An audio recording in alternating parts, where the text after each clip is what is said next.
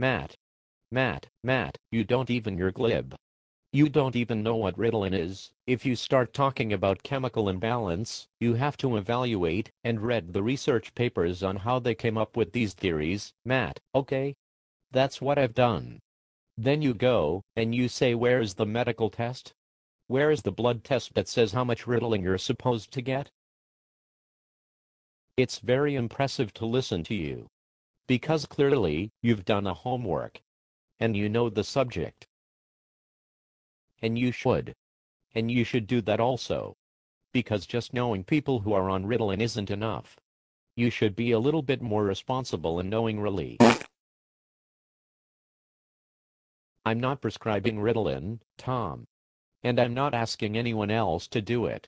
I'm simply saying, I know some people who seem to have been helped by it. But you're saying this is a very important issue. I couldn't agree more. It's very, and you know what? You're here on the Today Show.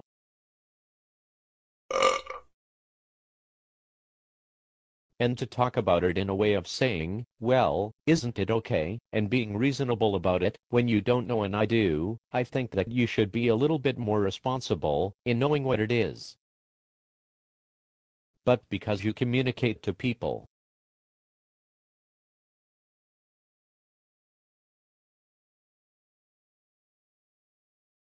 But you're now telling me that your experiences with the people I know, which are zero, are more important than my experiences.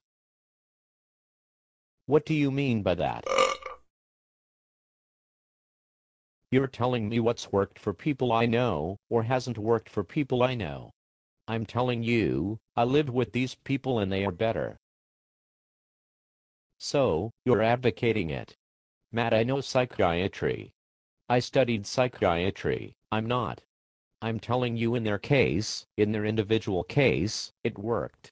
I'm not gonna go out and say, get your kids on Ritalin. It's the cure-all and the end-all. Matt, but here's the point. What is the ideal scene for life? Okay.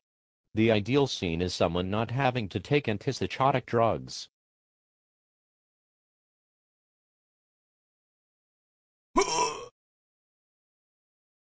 Okay.